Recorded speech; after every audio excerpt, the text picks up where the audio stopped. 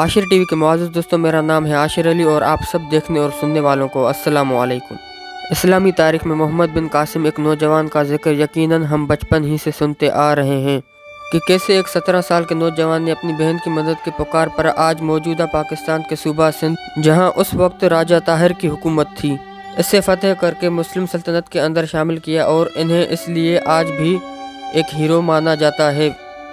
पर दोस्तों, हकीकत कुछ और है कि तारीख के नाम पर आपको बहुत कुछ फ्रिक्शन पढ़ाया गया है जिसका हकीकत से कोई ताल्लुक नहीं। सबूत वो तारीखी वाक़यात हैं जो कि इस पूरे दावे को कवर नहीं कर पाता। मोहम्मद बिन कासिम की असल हकीकत जो शायद ही आप में से किसी ने सुन रखी हो कि ये मुसलमान मुजाहिद यहाँ किसी औरत की पुकार पर मदद करने नहीं बल्कि आले सैयद यानी रसूल अल्लाह के अहले बैत का पेशा करते हुए और अपने ससुर हज्जाज इब्न यूसुफ जो कि बनु उमय्या का पालतू दहशतगर्द था उसके ताइफ बचाने आया था और लाखों बेकसूर लोगों का कातिल। दोस्तों, आज भी इस्लामिक तारीख में इसको कातिल माना जाता है। ये पूरा मामला दरअसल था क्या और तारीख के नाम पर आपसे कैसे और क्यों झूठ बोला गया, आज की इस वीडियो में हम इसी बारे में जानने वाले हैं। इससे पहले कि आप जज्बाती होकर कोई राय पेश करें तो ये बताते हुए चलूँ कि मोहम्मद बिन कासिम ना कोई सहाबी था, ना ही कोई पैगम्बर था और ना ही खलीफतुल मुस्लिमीन थे जो कि हज़रत अबू बकर, हज़रत उमर, हज़रत उस्मान और हज़रत अली हैं। लिहाजा ये इनमें से कुछ भी नहीं थे कि हम इनकी शख्सियत पर या किरदार पर तनकीद नहीं कर सकते। तारीख में कोई भी शख्स किसी भी शख्स से दलाइल की बुनियाद पर इख्तिलाफ कर सकता है और इस मामले का इस्लामी तारीमात से कोई लेना देना नहीं, बल्कि इस्लामी तारीख जो कि हर की तारीख लिखने वाले अपने मर्जी और ईमानदारी से लिखी हैं। और हम सभी लोग जानते हैं कि बादशाहत के दौर के अंदर चंद दिनार की लालच के अंदर बादशाहों की अपनी फेवर के अंदर मर्जी की तारीख लिखवाना एक आम सी बात थी। लिहाजा इस वीडियो में हम तमाम जियोग्राफिकल और लॉजिकल दलील को सामने रख कर वीडियो के आखिर के अंदर रिजल्ट पर पहुंचेंगे, इसलिए इस मालूमाती वीडियो को शुरू से आखिर तक ज़रूर देखिए। नाज़रीन, साल 715 अब्दुल मालिक बिन मरवान के दौर के अंदर ईरान, हिजाज, मुक़द्दस, अमन, बहरीन वगैरह जैसे अहम जगह के गवर्नर बनाया गया था हज्जाज बिन यूसुफ, और ये इंतहाई जालिम और दहशतगर्द तबीयत का इंसान था। ख़ास तौर पर यह अहले बैत का बहुत बड़ा दुश्मन था।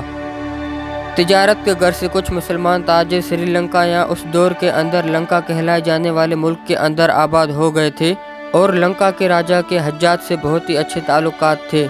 लंका के राजा ने ताल्लुकात मज़ीद अच्छे बनाने के लिए कुछ कीमती ताइफ और फौत हो जाने वाले ताजिरों की बीवी बच्चे एक बहरी जहाज़ में सवार करके बसरा इराक की जानिब रवाना कर दिया गया, मगर समंदरी जहाज़ जो कि हवाओं के रुख पर चलाए जाते थे, अचानक हवा का रुख उल्टी सेट में चलने की वजह से रास्ता भटक कर आज के दौर के सिंध कराची दबील के मकाम पर बंदरगाह पर पहुंच गए और यहां पर मीद कौम के डाकुओं ने इन्हें लूट लिया। इन्हीं औरतों में से एक ने हज्जाज बिन यूसुफ के नाम पर दुआही दी कि हमारी मदद करो, और जब इस वाक़े की मालूमात हज्जाज तक पहुंची तो इसके लिए इज्जत और ज़िल्लत का मामला बन चुका था कि अगर कुछ नहीं किया तो पूरी दुनिया में बदनामी होगी और कीमती तोहफे भी हाथ से चले जाएंगे। इसलिए इसने राजा ताहिर को खत लिखा कि हमारे माल, औरतों, बच्चों के साथ साथ इन डाकुओं को भी हमारे हवाले कर दो कि ये इलाका तुम्हारे कब्ज़े में आता है। मगर राजा ताहिर ने बड़ा ही झूठा सा और रूखा सा जवाब दिया कि ये इलाका हमारे कंट्रोल में नहीं आता है और ना ही ये लोग, क्योंकि ये मुझसे बहुत दूर बॉर्डर एरिया पर मौजूद हैं, सो मैं कुछ भी नहीं कर सकता। जो भी करना है तुम खुद ही कर लो। हज्जाज बिन यूसुफ ये सब सुनकर गुस्से में आग बगोला हो गया और फिर अपने 2 सिपह सालारों को हज़ारों फौजियों के साथ रवाना किया कि इनको बाज़ेब करके इनके तोहफे ताइफ और डाकुओं को इधर ले आओ। ये 711 का टाइम है। पहले सिपह सालार अब्दुल्ला को दबील में डाकुओं ने शिकस्त दी और फिर इसके बाद बोदील की फ़ौज को, जिसके बाद हज्जाज बिन यूसुफ को ये बात समझ में आ गई कि डाकू इतनी बड़ी फौज का मुकाबला अकेले नहीं कर सकते। इसमें राजा ताहिर इनकी ज़रूर मदद कर रहा है, वरना समुद्री लुटेरों को इतना असला और इतनी बड़ी फौज कहाँ से आ गई कि हमारा मुकाबला कर सकें। और बिल्कुल ऐसा ही था, क्योंकि राजा ताहिर का बेटा जय सिंह इनकी मदद कर रहा था।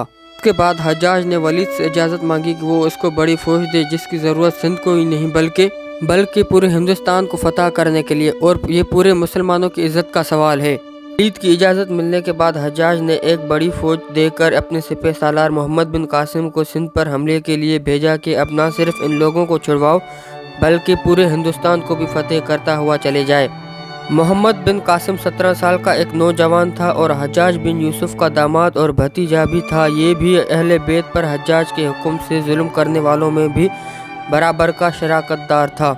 साल 711 में मोहम्मद बिन कासिम चल पड़ा और 712 में सिंध के दबील के मकाम पर पहुंच गया और इसे फतेह कर लिया। इसके बाद एक एक करके सिंध के बहुत से हिस्से फतेह कर लिए और ऐसा करते बरहमाबाद तक पहुंच गया, जो कि राजा ताहिर का मरकज़ था, जहां पर राजा ताहिर का बेटा जय सिंह एक बहुत बड़ी फौज के साथ मोहम्मद बिन कासिम के खिलाफ इंतजार कर रहा था। मगर इस जंग में राजा ताहिर को बुरी तरह शिकस्त हो गई। अब मोहम्मद बिन कासिम फतेह हासिल करते करते आखिरकार मुल्तान तक पहुंच गया। पूरा सिंध और इसके आसपास के हिस्से मुकम्मल तौर पर फतेह हो चुके थे और 714 के दरमियानी टाइम के अंदर मोहम्मद आगे बढ़ने ही वाला था कि अचानक इसको खबर मिली कि हज्जाज की कैंसर की वजह से मौत हो गई। और यूं 714 के अंदर मोहम्मद बिन कासिम वापस इराक आ गया ताकि इसके बाद दोबारा तैयारी कर सके और वापस जाकर पूरे हिंदुस्तान को फतेह कर सके, और तब तक फौज को भी वक्त मिल जाएगा। लेकिन उसे आए हुए अभी 6 महीने ही गुजरे थे कि अचानक हार्ट अटैक की वजह से वलीद की मौत हो गई। इसके बाद सुलेमान बादशाह बना, जो कि वलीद का छोटा भाई होता है। सुलेमान ने चुन चुनकर हज्जाज बिन यूसुफ के हर एक गवर्नर सिपह सालार और वलीद के हर एक सिपह सालार, जो कि दुनिया के हर एक कोने में फौज लेकर इस्लाम की सरहदें फैलाने के लिए मुख्तलिफ बड़े बड़े आज़मों तक पहुँच गए थे, इन सब को मरवा कर कत्ल करवा दिया। मसलन अफ्रीका में गवर्नर मूसा बिन नुसैर और इनके सिपह सालार तारिक बिन ज़ियाद को, जो कि हंदुरुस तक पहुँच गए थे, बुलाकर कत्ल करवा दिया। मूसा बिन नुसैर को यसरब के अंदर भीख मांगने पर मजबूर कर दिया। हज्जाज बिन यूसुफ के सिपह सालार मोहम्मद बिन कासिम को कत्ल करके इसके लाश पर घोड़ों को दौड़वाया गया और दूसरा लश्कर, जो कि समरकंदर बुखरा से होता हुआ कुतैबा सिपह सालार के क़यादत के अंदर कशायद यानी चाइना के अंदर पहुंच गया था, और कॉन्स्टेंटिनोपल यानी कुस्तुनतुनिया में रोमन एम्पायर से लड़ने वाले सिपह सालार को सुलेमान ने कत्ल करवा दिया। और यूं इस्लाम के सरहदें, जो कि लगातार सिंध से फैलकर पूरी हिंदुस्तान तक, दूसरी तरफ से चाइना तक, तीसरी तरफ से तुर्की तक और फिर यूरोप, और चौथी तरफ से पूरे अफ्रीका से होते हुए पुर्तगाल और आज के फ्रांस तक पहुंच गई थी, अचानक से बढ़ना रुक गया। सब कुछ एकदम से रुक गया। तो इसकी वजह ये थी कि मरवान बिन हकम के एक बेटे का नाम था अब्दुल मालिक और इसके 4 बेटे वलीद, सुलेमान, यजीद और हशाम थे। अब्दुल मालिक ने मरने से पहले ये तरतीब बनाकर दी थी कि मेरे मरने के बाद पहले वलीद, फिर सुलेमान, फिर यजीद और फिर हशाम बादशाह बने। लिहाजा अब्दुल मालिक के बाद वलीद बादशाह बना और इसने 10 साल तक अपनी हुकूमत को कायम रखा। लेकिन आप जानते हैं कि हर हुकूमत के अंदर चाकलूसी करने वाले या उल्टे मशवरे देने वाले वजीर मौजूद होते हैं। ऐसे लोगों के मशवरे पर वलीद ने अपनी ज़िंदगी के अंदर अपने बेटे को अपना वली अहद यानी अगला हुक्मरान नामज़द कर दिया। हालांकि ये पहले से तय था, ये अब्दुल मालिक की तरतीब और वसीयत के खिलाफ था, लेकिन फिर इसने हर जगह से अपने बेटे के लिए बैत लेना शुरू कर दी और हर आदमी ने ये बैत कबूल भी कर ली। सिर्फ एक बंदा इस पर डट कर रह गया कि ये नाइंसाफ़ी और वादा खिलाफ़ी है, जिसकी वजह से मैं इस बैत को नहीं मानता।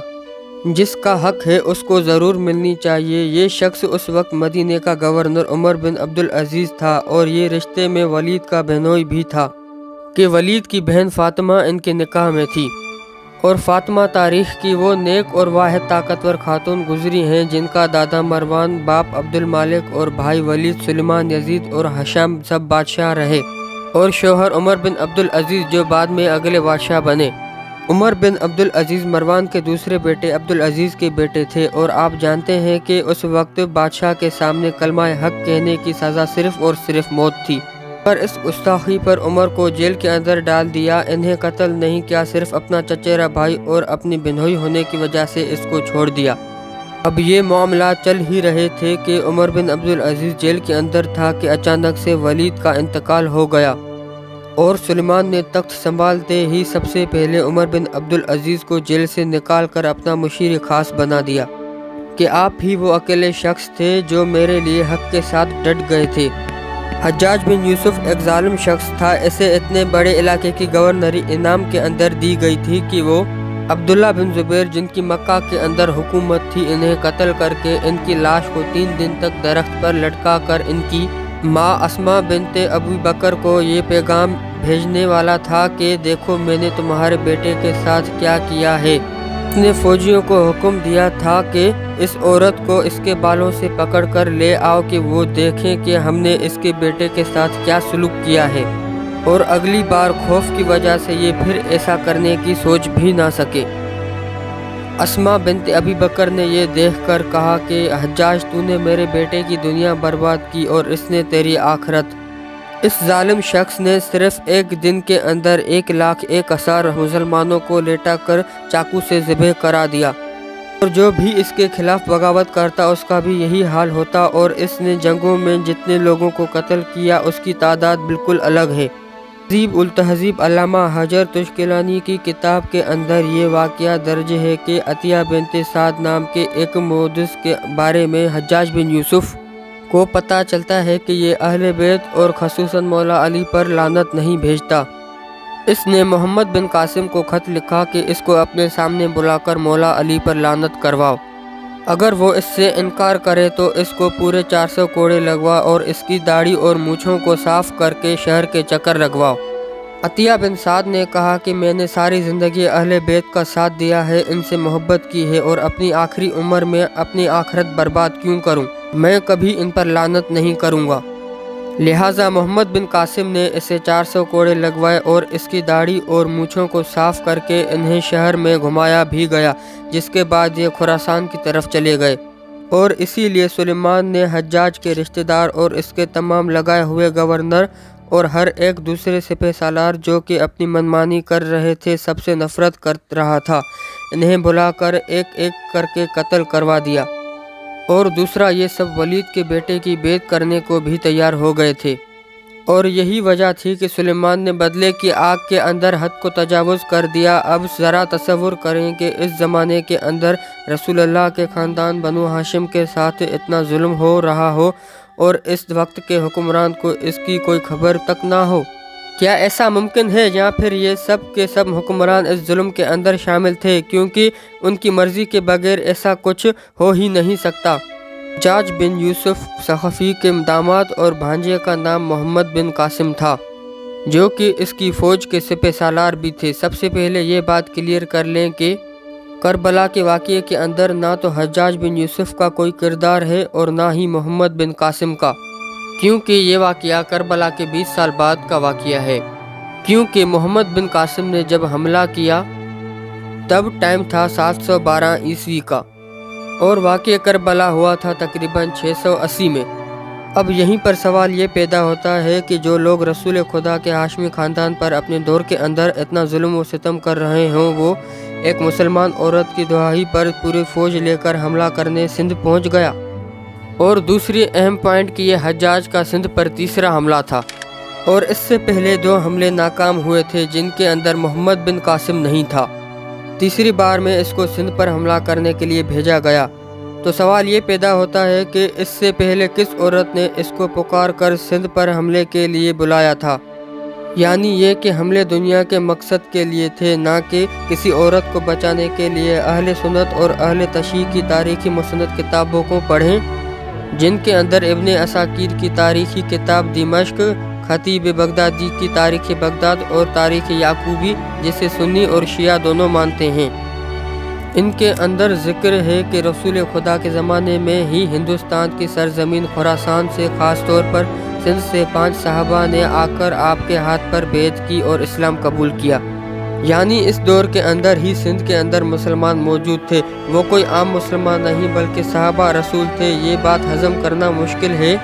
जो लोग अपनी हुकूमत के अंदर अहले बैत, सादात और हाशमियों के इतने खुले दुश्मन हों, इनके घर पर मुसल्लत हुक्मरान हज्जाज इब्न यूसुफ के कैरेक्टर ऐसा हो कि उसे अपने दौर का फ़िरऔन कहा जाए, वो सिर्फ़ एक मुस्लिम औरत की मदद के लिए अपनी फ़ौज को सिंध पर हमला करने के लिए भेजे, ये बात कुछ सेंस नहीं बनाती। लाखों बेगुनाह लोगों के कातिल के लिए एक बेवा की पुकार की भला क्या अहमियत। बहरहाल इस मामले के अंदर ना तो मोहम्मद बिन कासिम कोई हीरो है और ना ही राजा ताहिर कोई हीरो है कि जिसने नजूमियों के कहने पर किस्मत की देवी समझकर अपनी बहन से शादी कर ली। उस राजा ताहिर का खुद क्या कैरेक्टर होगा, ये आप अच्छी तरह समझ सकते हैं। باقی آپ اس بارے میں کیا سوچتے ہیں اپنی رائے کمنٹ سیکشن میں ضرور کریں۔ ملتے ہیں پھر نیکسٹ ویڈیو میں، تب تک اپنے اور اپنے پیاروں کا خیال رکھیے۔ اللہ حافظ۔